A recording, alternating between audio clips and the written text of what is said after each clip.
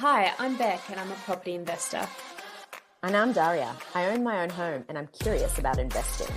We're the hosts of Investors in the Wild. We've heard it all before. Build your wealth, get expert advice, learn about high yield, high growth investments, blah, blah, blah.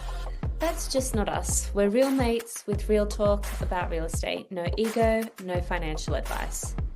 It's all about wins you can use right now. Let's get into it.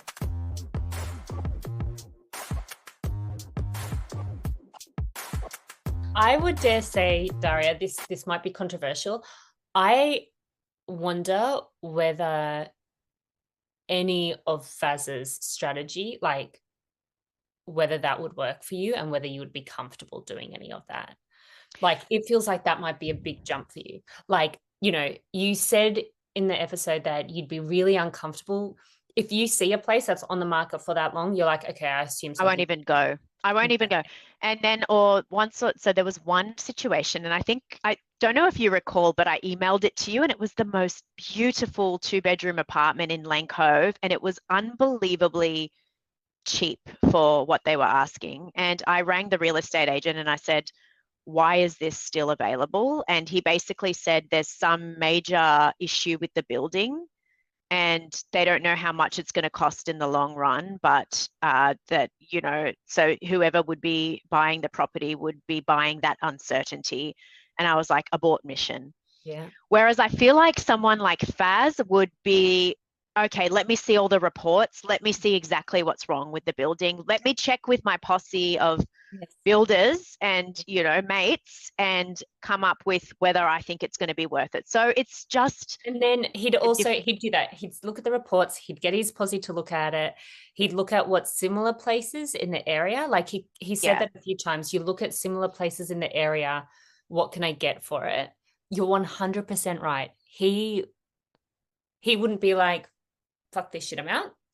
He'd be like, let me look more. Let me see. Let me explore further. Yeah, I remember with Faz, so I did, so with the property in Wentworth Point that he ended up, so before he purchased that property, we did attend a large number of inspections together with his friend Steve, and that guy took a long time. Let me tell you, I was like, my patience was running thin. Like, we looked at, say, 10 properties that day, and then after that, we found one that he wanted, right? And then he's like, okay, he purchased the report, the detailed report. And for 2 weeks, I'm checking in. I'm like, did you get it? He's like, no, I'm still reviewing it. I'm still going back and forth with the agent. And then in the end, he was like, nah, I didn't get it. It wasn't right for me. It had too many problems. But I remember in my head, I was so impatient about it. I was like, just get the goddamn property. Whereas no, Faz does his due diligence. And so I think Faz's superpower is playing the long game. Like he plays the long game. He has the patience for it. He's got nothing to lose. So he can afford to spend that time in exploring his options. And so I think it's worthwhile, talking about his superpower, but being cognizant of the fact that that's not going to work for everybody. And I think, cherry picking the best of what he does.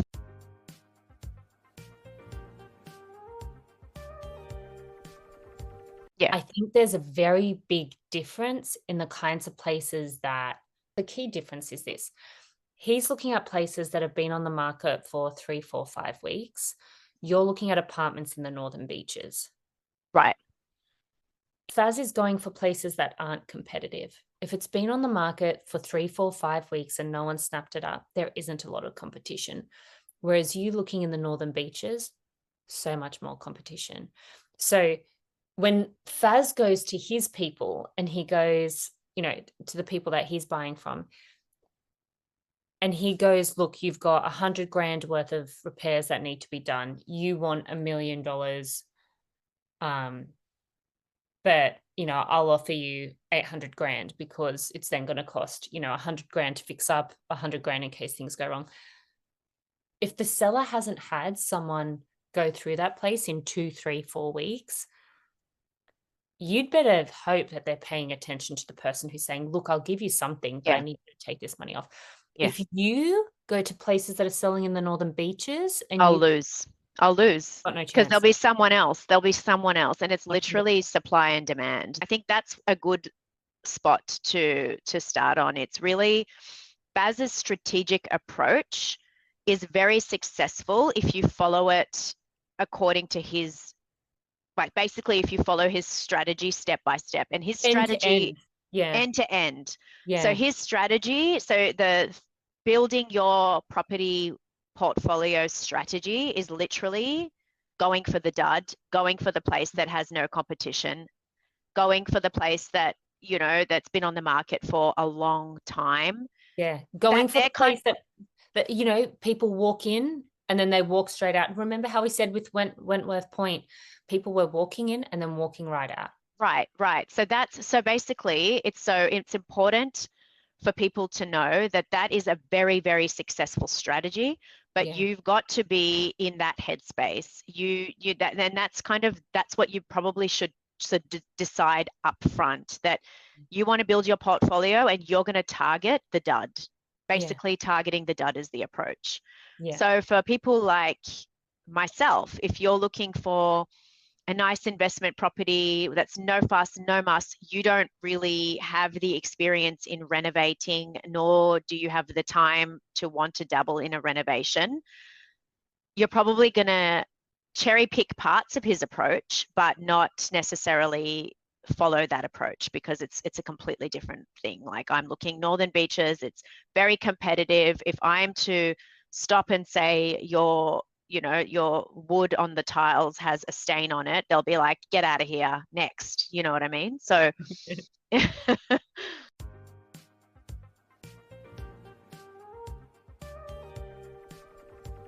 like, one of the things he said that I definitely need to apply to my own life is not immediately writing off a property. So I think my mistake is not even attending the viewing for places that have been on the market for a long time. So while I wouldn't dabble in a huge renovation myself, I do think it's worthwhile being more open to considering options that aren't my ideal perfect option, that require a little bit of work, maybe not as much work as an entire home reno, but maybe it does require a little bit of work and people are walking out. So I've definitely taken that away, and I'm definitely going to apply that for myself. That's good. It's interesting that you shared that about him looking for 18 months, because I was talking to an investor who flips properties. God, this was a few months ago now. And the last place she had done, it was like 12 months ago. And I was like, so when are you doing the next one? She's like, oh, I'm looking. And I was like, oh yeah, how long have you been looking for? And she said, we've been looking for 18 months, but she's like, that's not unusual. There have been times we've been looking for 2.5 years. We're in no rush. We need to buy the right place, not a place. That's exactly right. Yeah. And you compare that to, say, KJ, when KJ was in a rush and she bought the place down south, and she's like, I knew it wasn't right for me. It's a disaster. And it was a disaster. So I think you'd actually find a few investors are like, I know what I'm looking for. It has to have, Faz is very clear on his criteria. He's got a type, like 100%. have a type He's that you got a date. type. He's got a type.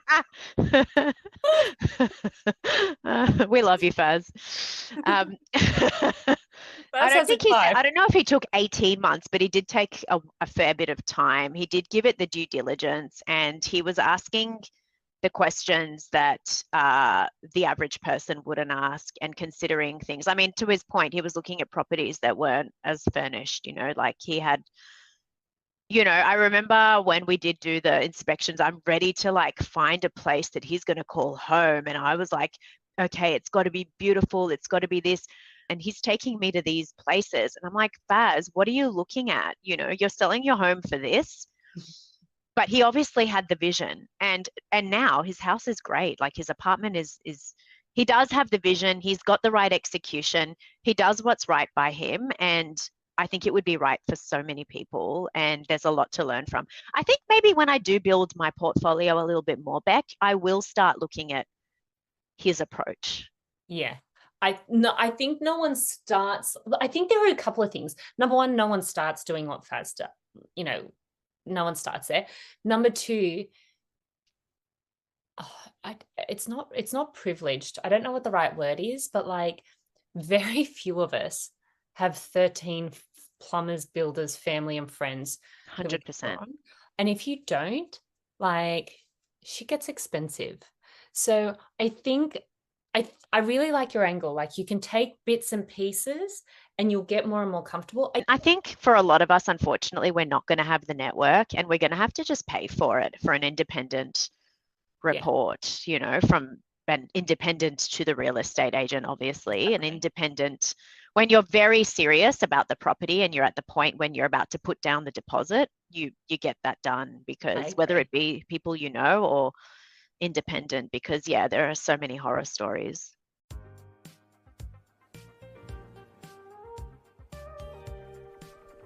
Like, let's imagine it's post-Turkey and your place has been done up and you're now like, all right, cool, I'm on the lookout for the next place. How do you, like, are you going to, do you think it'll be this property that you're like, all right, let me go look at the dud, or do you think it'll be a few properties time? So I think for this immediate property, this is the home that my family home, so my parents and myself, what I would be doing is looking for not the dud property. So I would be looking for, so as my parents are getting older and my dad is less mobile, maybe a 1-story, or at least if it's a 2-story, where it has bedrooms on the first level for my parents, right? So they don't have to walk up and down flights of stairs, which they do now in this 2-story house. So I think for this immediate turn for myself and my family, it would be not the dud. It would be something modern that we can just move right into. But beyond that, I do want to invest as well, and I want to do it this year. Like, I'm very determined that I want it to be done this year. So provided we get this house sold and bought a new house immediately. So with the investment, I think I would be willing to look at a dud, but not too duddy. Okay, so a dud, but not too duddy. Yeah. What suburbs? So investment wise, I have to think about that. I always thought Northern Beaches, but I don't think Northern Beaches would be the wisest approach from an investment perspective. And again, learning through all of these beautiful interviewees that we've had for the podcast, really it's around what is a location that people want to invest in. And so where there's less competition as well. So there's a lot of competition. Honestly, Bec, in the Northern Beaches, there is no dud. Even a dud has hundreds of people walking in and out to view it. So I would be looking at suburbs where I might even be looking. So I was discussing with a real estate agent looking at surrounding Curtin University. So I think Where's that's so let me just tell you. Curtin University. Perth? No, it wasn't Perth. What's the other one? It was like near Cairns regional universities. Charles Sturt. Oh, that's like Western New South Wales, isn't it? Yeah, I think that was the one. So like maybe, and again, I would just need to get advice on this, and I need to probably do a lot more research, because I remember information is power. You need to know everything and know your research and know your, so I'd be probably looking at areas where, so this is the question, Bec, actually, because there's 2 models. So one is purchasing an investment property to rent out. The other one is purchasing an investment property to then sell at a higher price. And I think you have different approaches to, so one is a long term, like if you're going to rent it out, you hold it for the long term. Whereas if you want to sell it, you'd buy it. And then when the property prices increase, you sell it. And that's the way. So I need to work out what the best approach is for me. So I don't know. Again, I would probably seek some financial advice on which one you'd go for and why. It's like very similar to what Faz did, right? Well, he sold DY for a different reason because his friend Yeah. passed. But then he sold 5 Doc. 5 Doc, was it next? Yeah. He He sold rented it out for a long time before he sold it, long though. time. It sounded Yeah. like 10 years or something like that. And then he sold Gregory Hills, and now he's got Kiama and Wentworth Point. But the way that he did it intelligently was he moved into and lived in each one of those. So if you move into a property for, say, the first, I think it's 6 or 12 months, can't remember. And then you've basically got, I think it's 7 years again, you'd need to talk to an accountant. And then if you sell it in that time frame, you don't pay the capital gains on it. So if you're going to buy a place, let's say Darwin, making this up, you buy in Darwin, you're not exactly going to move in there. So if the price goes up, I could be a crocodile hunter. I don't know what they do in Darwin. We're going to get hate mail from Darwin. I don't, wait, Darwin. No, sorry, I'm getting Cairns. I know there's lots of crocodiles in Cairns. I'm sure Darwin has some Darwin has crocodile. crocs. Yeah. Anywho, Definitely. sorry.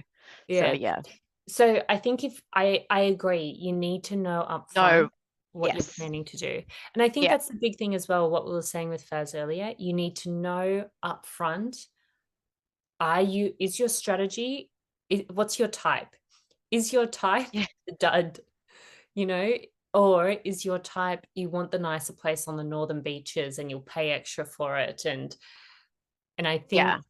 you've just got to know what's your type up front. Sometimes you've got to try something that you know is not quite your type to try and get closer to what your type is. 100%, 100%. So yeah, so if we're talking about my type would be in the northern beaches, somewhere where I can visit the property. So I think while I'm dipping my toes in, it's probably less likely, actually, the more I think about it, to be somewhere where it's too far for me to get to, because I'm not going to have, like, especially if renovations are going to be required, I'm not going to have the contacts in Darwin, for example. I'm not going to know who's who and what's what, and I'm going to have to rely on people that I can trust who are there. Whereas I think once I have my own experience in that, I can trust my own judgment a little bit more, and it would make it easier in the long run to purchase a property in the outskirts. So maybe while I haven't been accustomed to dating a lot of houses, I'm going to start with something that's relatively nearby and then go from there. Ideally in the northern beaches. I would love to invest in the northern beaches. What are how are prices moving in the northern beaches? I can look this up. They're really high, and the demand is really, really high. So I remember I was inspecting some rentals for a little while just to see what it's like, renting in DY, and there would be, in any given property, some were glorious, some were absolute duds. Regardless, there would be lots of people in and out of those properties, lots of competition, and they would be rented out immediately. So yeah, rent is Can you not give an me a issue. suburb in the northern beaches? I'm going to show you my favorite website for this stuff. A suburb, so say DY. DY, okay. DY. I don't know if this is going to work actually. So then unit report. Ooh. So median is, let's just say, 1 million. So it's gone up 7.7% in the last year. And yeah, well, let's compare this to, is it Lidcombe? Is that what we said before? Yeah. We'll compare it actually, let me just do this and it'll get loading. But this is what I wanted to look at, how the prices for units have moved in the last 10 years. So this is houses. So in the last 10 years, median house price for units has gone from 670 to 950. So that's still a 50% increase. It looks a Yeah. lot smaller compared to the houses. Yeah. 50% But it's increase. still huge. Yeah, it's huge. It is. Lidcombe, is that the suburb we said? Yeah. That's where Faz was looking originally. Okay, so let's compare. I'll do this. I'll do a side by side. And then I'm going to share the whole page. This will be so interesting. So DY on the left, can you see that? Yep. Lidcombe on the right. Yep. So let me look at the units. Wow. So the growth rate Yeah. in DY, 7.7%, growth rate in Lidcombe, 0.5%. So rental yields are 3.9 versus 5.2. Okay, so the price doesn't go up, but it's more affordable. Not surprising. And Yeah, then it's certainly more affordable. let's look at how the prices have moved in the last 10 years. So they've gone from 650 in Lidcombe to 790 versus 670 to 950. So they've gone up It's way more in the huge. Northern Yeah. Beaches. Yeah. So then I guess that's Like the demand is gangbusters. You can always, like, every other day they're building new units in DY as well. Like at the moment, there's like, I can see like 2 different buildings being apartment complexes, which then begs the question of traffic, because it's going to be an issue. There aren't too many roads out into the city. So yeah. if they're not investing in infrastructure, then that's going to be a pain.